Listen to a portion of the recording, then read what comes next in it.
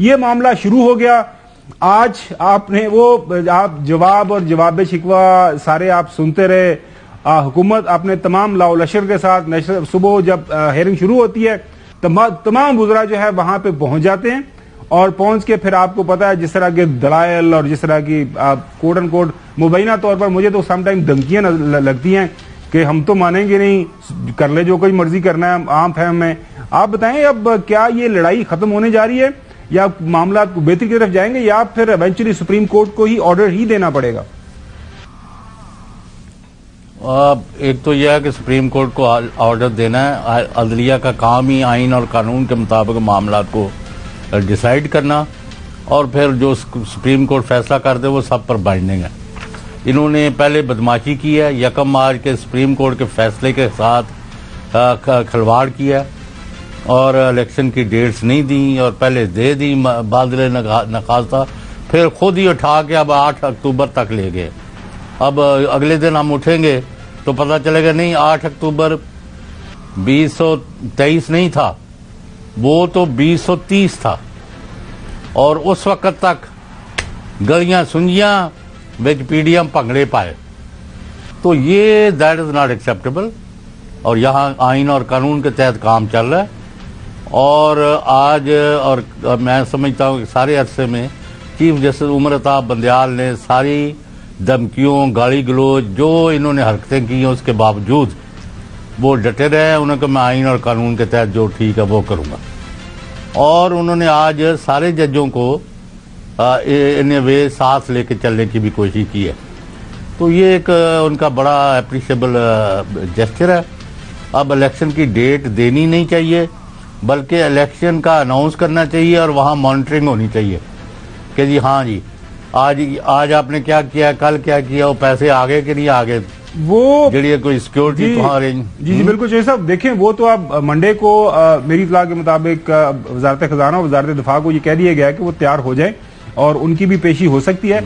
नाजरीन ये थोड़ी सी क्लैरिफिकेशन, ये सर्कुलर जो इशू किया गया था बुनियादी तौर पर ये उस जवाब में इशू करना पड़ा था आज सुप्रीम कोर्ट को चीफ जस्टिस साहब को रजिस्ट्रार के जरिए, क्योंकि 2 दिन पहले आपने देखा कि जो है जस्टिस काजी फाइज ईसा साहब और अमीरुद्दीन जस्टिस साहब जो हैं उन ये 2-1 मेजोरिटी से फैसला आ गया था, उनकी तरफ से रोक दिया गया था कि कोई तमाम वो मुकदमात जो सुओ मोटो नोटिस के जरिए इस वक्त अंडर हेयरिंग है, लिहाजा उसके जवाब में ये बताना जरूरी समझा गया आज सुप्रीम कोर्ट की तरफ से चीफ जस्टिस साहब की तरफ से कि जनाब आला चूंकि 5 मेंबर का बेंच ऑलरेडी इस मामले को तय कर चुका हुआ है, लिहाजा ये 3 मेंबर जो बेंच है इसकी जो ये जो तशरीह कर रहा है इसकी कोई मैंने नहीं है, इसकी कोई ग्राउंड नहीं बनती मौजूदा हालात वाकयात को सामने रखते हुए। चौधरी साहब जो मैं बात कर रहा हूं ना कि क्या को मामला बेहतरी की तरफ जाएंगे, आज अपने रिमार्क्स के दौरान जो है चीफ जस्टिस साहब ने वहां पे इस बात का इजहार किया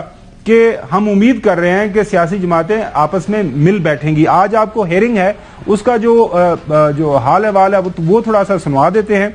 जनाब आला आज सुप्रीम कोर्ट के अंदर के पंजाब में इंतखाबात मुलतवी करने के खिलाफ जो दरखास्त है उसके ऊपर समाअत हुई।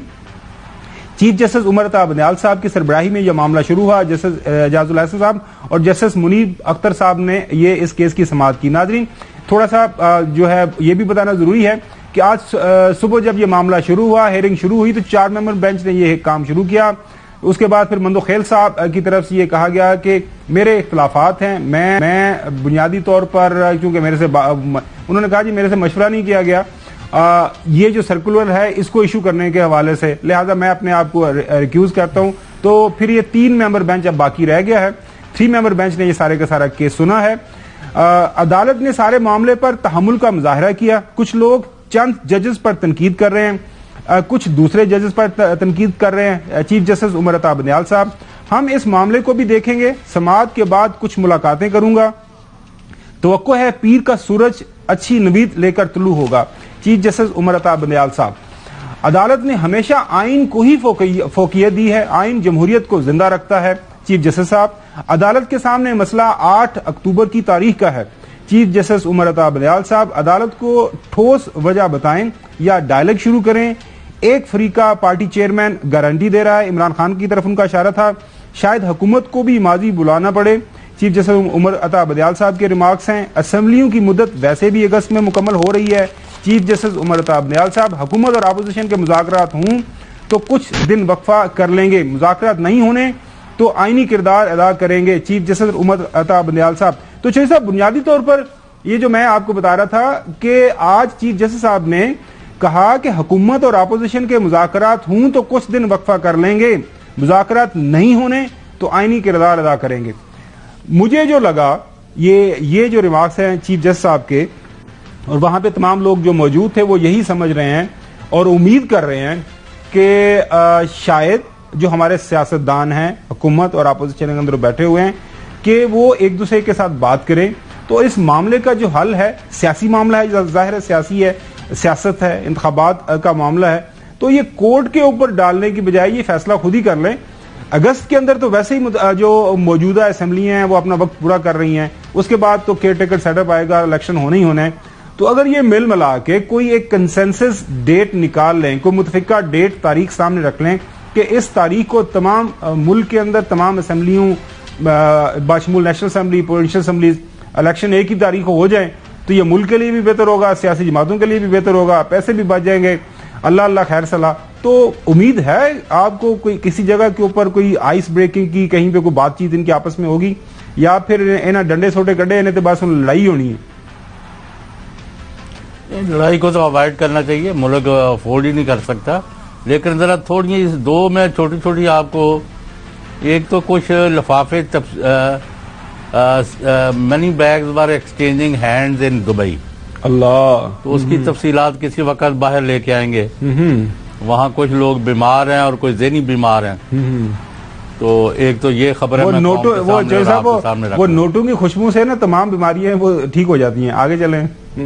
अच्छा, दूसरा है कि कई बड़े बड़े ओहदों पर जो बड़े बड़े लोग हैं उनकी तब्दीलियां, ट्रांसफर पोस्टिंग या उथल पुथल या हेयर देयर कॉन्सिक्वेंशियल चेंजेस, वो इसी किसी वक्त में हफ्ते 10 दिन में 2 हफ्ते में वो भी यानी it is in the market. तो अभी जो कुछ लोग सिर्फ ऑब्जर्व कर रहे थे तो अब वो एक्ट करने वाले हैं, तो उससे मुल्क का नक्शा हो सकता है बहुत अच्छी तरह बेहतरी की तरफ चला जाए। और हमें तो अपने मुल्क के मफादात को देखना है, ज़ाती मफादात में। दूसरा, आपकी इजाज़त से इंशाल्लाह पीर तक कुछ तफसीलात सामने रखेंगे कि किस तरह मुल्क के अंदर बड़े पैमाने पर साजिशें हो रही हैं और उसके ताने बाने कहाँ जाके मिलते हैं। लेकिन आज उसकी मैं ज़रा थोड़ी कच्ची डिटेल्स है, लिहाजा कच्ची बातें नहीं करनी। तो आ गई आपकी बात भाई, कल रखी है दोबारा शहबाज शरीफ साहब ने अपने पीडीएम के तहादियों के साथ मीटिंग, बिल्कुल रखी है। तो वो परसों, उनका तो कोई पता नहीं, परसों वो प्रेस कॉन्फ्रेंस कर दें या असम्बली में जाकर रेजोल्यूशन पास कर दें कि फलां जो चीफ है उसको हम हटा रहे हैं, फलां को हम बरतरफ कर रहे हैं, फलां ये कर रहे हैं, क्योंकि उन्होंने तो कसम खाई हुई है कि असी बंदे दे पुत्र वाला काम करना ही नहीं होना, गालियां देनी है और ज्यादा देनी है और लगव और बेहुदा जुबान इस्तेमाल करनी है।